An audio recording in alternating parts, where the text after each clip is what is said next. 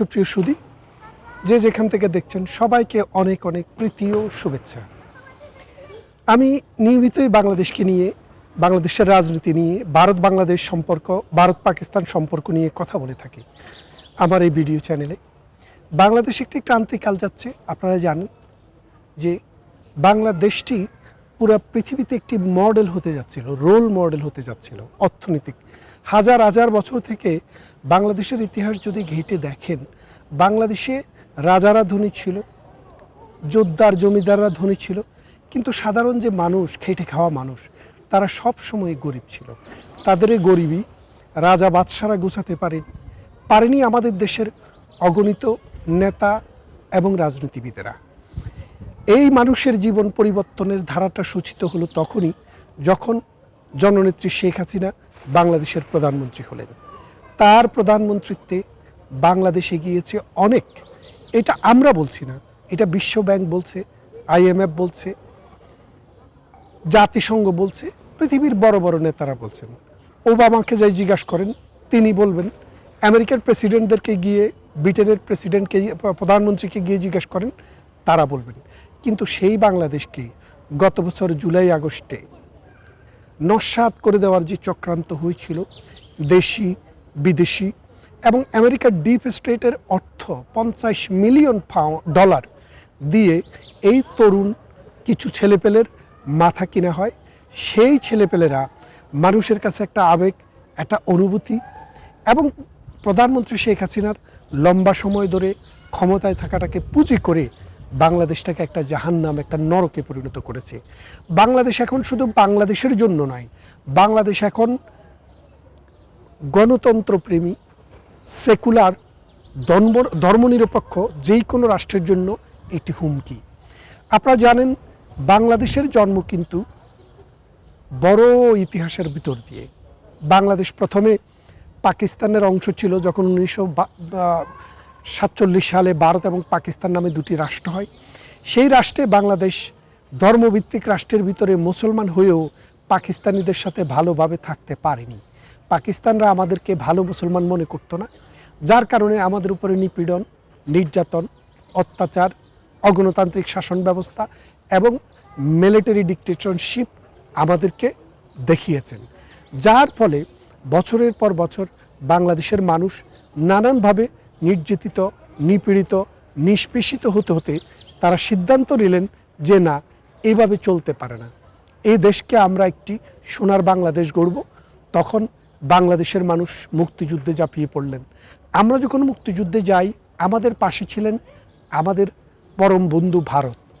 কারণ ভারত মূলত চায় বাংলাদেশ একটি অসাম্প্রদায়িক রাষ্ট্র হোক। কারণ এই ভূখণ্ডে হাজার হাজার বছর থেকে, গত 6000 বছর থেকে হিন্দু জনগণের বসবাস, বৌদ্ধ জনগণের বসবাস, জৈন মানুষের বসবাস। তারপর আরবরা যখন ভারতবর্ষ দখল করে, তখন 1200 সালের পর থেকে এই বাংলায় আস্তে আস্তে মুসলমানের সংখ্যা বৃদ্ধি হতে থাকে। এক সময় এত বেশি বৃদ্ধি পায় যে এই দেশের 90% মানুষ এখন মুসলমান। আপনারা জানেন 1971 সালে আমাদের মহান মুক্তিযুদ্ধের সময়ে ভারতের এবং বাংলাদেশের যে দুটি অংশ, একটি পূর্ব বাংলা, একটি পশ্চিম বাংলা, এই দুটি বাংলাতেই মুসলমান হিন্দু সব মিলিয়ে 54% ছিল মুসলিম, আর বাকিটা ছিল 46% ছিল হিন্দু। এবং আমাদের বাংলা যে অংশটি, এই অংশটিতে প্রথমে 34%, পরবর্তীতে যখন দেশ ভাগ হয়ে যায়, পাকিস্তান বাংলাদেশ ভাগ হয়, অনেকেই ভারতে গিয়ে আশ্রয় নিয়েছিলেন, তারা আর ফিরে আসেননি। যার কারণে নিদেন পক্ষে বাংলাদেশে 19% মুসলমানের হিন্দু জনসংখ্যা ছিল। কিন্তু বিভিন্ন সময় নির্যাতন, নিপীড়নে এই মানুষরা ভারতে গিয়ে আশ্রয় নিয়েছে, ভারতকে চাপে ফেলেছে। তাই ভারত সবসময় চায় বাংলাদেশে যেন একটি সেকুলার রাষ্ট্র হয়, বাংলাদেশে যেন একটি অসাম্প্রদায়িক রাষ্ট্র হয়। হিন্দু, বৌদ্ধ, খ্রিস্টান, মুসলমান দল মত নির্বিশেষে সকল মানুষ যেন সমান সুযোগ সুবিধা পায়। মানুষকে যেন ধর্মের কারণে, বুদ্ধিমত্তা, বুদ্ধিভিত্তিক চিন্তার কারণে, মত প্রকাশের স্বাধীনতার কারণে তাকে যেন দেশ ছেড়ে যেতে না হয়। সেই জন্যেই ভারত কিন্তু সবসময় বাংলাদেশের প্রগতিশীল শক্তির পক্ষে থাকে, অসাম্প্রদায়িক শক্তির পক্ষে থাকে, এবং এটাই স্বাভাবিক এবং এটাই সভ্য মানুষের, ভদ্র মানুষের, যোগ্য মানুষের হওয়ার কথা, আর দেশের হওয়ার কথা। আপনি জানেন বাংলাদেশ থেকে ভারতের পাওয়ার খুব কিছু নেই, শুধু একটা বিষয় আছে, সেটা হচ্ছে বাংলাদেশের বর্ডারটা যদি অশান্ত থাকে তাহলে ভারতের জন্য অশান্তি তৈরি হয়। আপনারা জানেন প্রাগৈতিহাসিকভাবে পাকিস্তান জন্মের পর থেকে জঙ্গি উৎপাদন করে, সন্ত্রাসবাদ উৎপাদন করে, মৌলবাদ উৎপাদন করে। ধর্মকে তারা মুখের বুলি হিসেবে নেয়, আত্মার খোরাক হিসেবে নেয় না।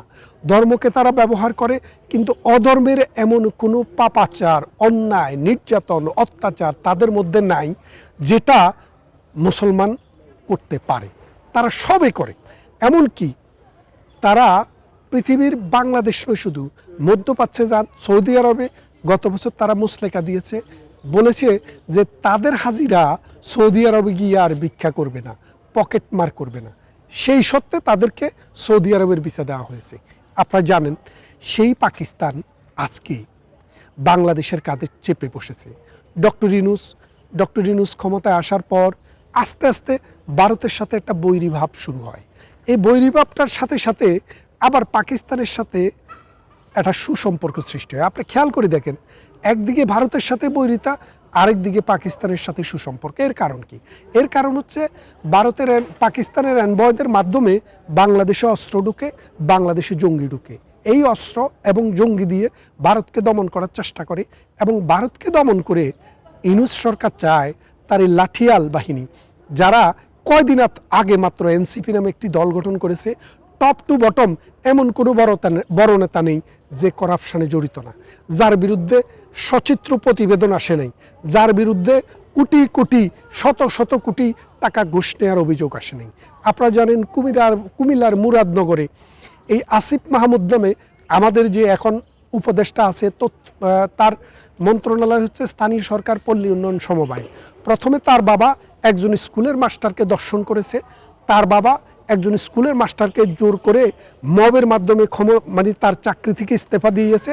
তারপরে আপনি জানেন এলজিইডি মন্ত্রণালয়ের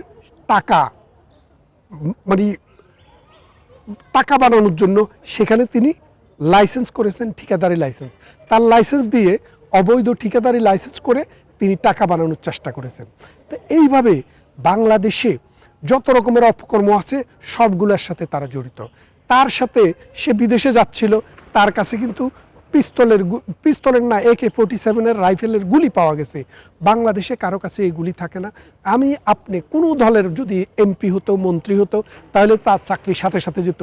কিন্তু ইউনূসকে তো তারা বসিয়েছেন, ইউনূস তাদের চাকরি খাননি। এখন ভারতের জন্য সমস্যা হয়ে গিয়েছে পাকিস্তানের এনবয়ের মাধ্যমে অস্ত্র আসা। ভারতের অখণ্ডতাকে বিনষ্ট করার জন্য তারা নানানভাবে লস্করে তৈয়বার আদলে বাংলাদেশে হিজবুত তাহেরি, জামাতে ইসলামী, তারপরে সরমনাই, তারপরে আরেকটা আছে কি ইসলামী ঐক্যজোট, এরকম অনেক ফ্রন্ট তৈরি করেছে। এদের মূল কাজে হচ্ছে ভারত বিরোধিতা করা, বাংলাদেশকে ইসলামী শাসন কায়েম করা। আর ইসলামী শাসন কায়েম মানে হচ্ছে IS-এর শাসন, আফগানের শাসন। আপনারা জানেন আমাদের যে সরমনাইয়ের পীর সাহেব, তাকে জিজ্ঞেস করা হয়েছিল আপনি কী রকমের সরকার চান, তিনি সোজাসুজি বলে দিলেন, কোনো রাগ ডাক নেই, আফগানিস্তানের মতো সরকার। আপনি জানেন 5ম শ্রেণীর উপরে আফগানিস্তানে কোনো পড়াশোনা নেই, নারীরা ঘরে থাকবে, শুধু সন্তান উৎপাদন করবে, পুরুষের মনোরঞ্জন করবে। এছাড়া স্কুল, কলেজ, বিশ্ববিদ্যালয়, হাসপাতাল, অফিস, বিমান, সেনাবাহিনী, নৌবাহিনী কোনো কিছুতেই কোনো নারীর অংশগ্রহণ থাকবে না। সেই রকমের একটা বর্বর শাসনের দিকে বাংলাদেশকে নিয়ে যাওয়ার জন্য এই এনসিপি নামে একটা গুন্ডা বাহিনী, এনে হয়েছে ন্যাশনাল, সিতে হয়েছে চিলড্রেন, পিতে হচ্ছে পার্টি, ন্যাশনাল চিলড্রেন পার্টি, এই অথবা নাজি পার্টিও বলতে পারেন, নাজি চিলড্রেন পার্টিও বলতে পারেন। এই পার্টি বাংলাদেশে গত 1 বছরে যেই পরিমাণ মানুষকে হত্যা করেছে, লুণ্ঠন করেছে, মববাজি করেছে, চাঁদাবাজি করেছে এবং টেন্ডারবাজি করেছে, করে বাংলাদেশের যে স্ট্রাকচার সেটাকে ধ্বংস করে দিয়েছে। এখন বাংলাদেশের মানুষ জেগে উঠছে, বাংলাদেশ বুঝতে পেরেছে এদেরকে দিয়ে আর যাই হোক দেশ, জাতি, গণতন্ত্রের কোনো মঙ্গল হবে না। তাই দেশের মানুষ এখন রুখতে শুরু করেছে। সম্প্রতি এনসিপির 6 জন গ্রেপ্তার হয়েছেন 40 লাখ টাকা ঘুষ নিতে গিয়ে, এবং এখন ভারতও বুঝে গিয়েছে তাদেরকে ঘুরে দাঁড়াতে হবে। এই সন্ত্রাসবাদ, এই জঙ্গিবাদ রুখে তাদের ভূখণ্ডের নিরাপত্তা স্থিতিশীলতা নিশ্চিত করতে হবে এবং তাদের যে হিন্দু মাইনরিটি গ্রুপ আছে তাদের প্রতি সহানুভূতিশীল যে অংশটি মানুষ যারা আছেন তারাও এটা চান। তাই ভারত সরকার প্রধানমন্ত্রী শেখ হাসিনাকে বলেছেন অলরেডি যে আপনি আগাতে থাকুন, আমরা আপনার পিছনে আছি। 1971 সালে এই জঙ্গিবাদ, এই মৌলবাদ, এই ধর্মভিত্তিক রাষ্ট্রের কাঠামোকে ভেঙে আমরা যখন অসাম্প্রদায়িক রাষ্ট্র করি সে সময় ভারত আমাদেরকে অর্থ দিয়েছে, অন্ন দিয়েছে, বস্ত্র জুগিয়েছে এবং আমাদের 1 কোটি মানুষকে আশ্রয় শিবিরে আশ্রয় দিয়ে 9 মাস খাইয়েছে, পরিয়েছে, মুক্তিযোদ্ধাদেরকে ট্রেনিং দিয়েছে। পরবর্তীতে ডিসেম্বরের 6 তারিখ 1971 সালে ভারতীয় বাহিনী বাংলাদেশ মুক্তি বাহিনীর সাথে সরাসরি যুদ্ধে অংশগ্রহণ করে পাকিস্তানি এই বর্বর বাহিনীকে পরাজিত করে নিয়াজি সেদিন পরাজিত হয়েছেন, একা নয়, জামাতে ইসলাম সেদিন সারেন্ডার করেছেন, নেজামে ইসলাম, মুসলিম লীগ, আল বদর, আল শামস। আমার কথাটি যদি বিশ্বাস না হয় সারেন্ডারের দলিলটি আপনি দেখেন, সেখানে কিন্তু লেখা আছে তিনি এবং তার প্যারামিলিটারি ফোর্স। এই ফৌজরা কারা ছিলেন? আজকে সেই প্যারামিলিটারি জামাতে ইসলামী, আল বদর, আল শামস বাহিনী বাংলাদেশে আবার ক্ষমতায় বসার পায়তারা করছে। আর এটার জন্য পায়ের নিচে জায়গা করে দিচ্ছে ডক্টর ইউনূসের এনসিপি বাহিনী এবং বিএনপির মতো এত বড় একটি দল তাকে কোণঠাসা করে রেখেছে। বুঝলাম আওয়ামী লীগ 16-17 বছর ক্ষমতায় ছিল, জনদুর্ভোগ কিছু কিছু হয়েছে আওয়ামী লীগের আমলে এবং লং টাইম ক্ষমতায় থাকলে মানুষ এক চেহারা বারবার দেখতে চায় না, সেটাও একটা কারণ হতে পারে, অথবা একটি দলকে বারবার ক্ষমতায় দেখতে চায় না, সেই জন্য মানুষ রিয়েক্ট করেছিল। কিন্তু এখন মানুষ দেখলো এই বাংলাকে রক্ষা করার জন্য, এই দেশকে গড়ার জন্য, এগিয়ে নিয়ে যাওয়ার জন্য জননেত্রী শেখ হাসিনার উপরে বিকল্প কোনো সরকার ব্যবস্থা হতে পারে না। তাই এখন বাংলাদেশের আপামর জনসাধারণের প্রতি ছাত্রলীগ, যুবলীগ, আওয়ামী লীগ এবং স্বেচ্ছাসেবক লীগ সহ আওয়ামী লীগের যত মাতৃপ্রতিম সংগঠন আছে সবাই আপনারা প্রস্তুত হন। নেত্রীকে অলরেডি ইন্ডিয়া সিগন্যাল দিয়েছে, বলেছে আমরা আপনার পাশে আছি, আপনি তৈরি হন, আপনার মানুষকে তৈরি করেন। ভাইরা আমার, যেই কোনো সময়ে আপনারা একটি ডাক পাবেন, গ্রামে গঞ্জে, শহরে, মহল্লায়, পাড়ায়, সব জায়গায় আমরা একটা প্রস্তুতি কমিটি করছি, আপনারা তৈরি হন। যেই কোনো মুহূর্তে ডাক আসবে। এই ডাক হত্যার নয়, লুণ্ঠনের নয়, ধর্ষণের নয়, মানুষের বাড়িঘরে আগুন লাগানোর নয়, কাউকে মববাজি করে হত্যা করার নয়। এই দাবি আসছে, এই ডাক আসছে এই দেশকে 1971 সালের মুক্তিযুদ্ধের চেতনায় অসাম্প্রদায়িক গণতান্ত্রিক একটি দেশ হিসেবে, উন্নত বিশ্বের সাথে এগিয়ে যাওয়ার একটা দেশ হিসেবে এবং বাংলাদেশের মানুষের জীবন বদলের একটি সনদ হিসেবে আবার নতুন একটি সরকার আসবে। সেটা আওয়ামী লীগেরই হতে হবে এমন কোনো কথা নেই, কিন্তু এই মৌলবাদী শক্তি, এই সন্ত্রাসবাদ, এই পেশিবাদ, এই অন্যায় অত্যাচার নির্যাতনকারী এনসিপি এবং ডক্টর ইউনূসকে বিদায় করেই আমরা এই দেশকে আবার স্বপ্নের সোনার বাংলার পথে ফেরাবো, অসাম্প্রদায়িক চেতনার পথে ফেরাবো। আমাদের প্রতিবেশী ভারত, আমাদের প্রতিবেশী মিয়ানমার, আমাদের প্রতিবেশী নেপাল, ভুটান, তাদের সাথে আমরা বাণিজ্য করব, অর্থনৈতিক সমৃদ্ধিতে সহযোগিতা করব, সবাইকে নিয়ে একসাথে আমরা এগিয়ে যাব। সারা বিশ্বের কাছে মাথা উঁচু করে আবার বাঙালি দাঁড়াবে, সেই আশা এবং প্রত্যাশা ব্যক্ত করে আজকের মতো এখানেই শেষ করছি। কথা হবে অন্য কোনো ভিডিওতে, আবারও দেখা হবে নতুন সিরিয়ালে। ততক্ষণ ভালো থাকবেন।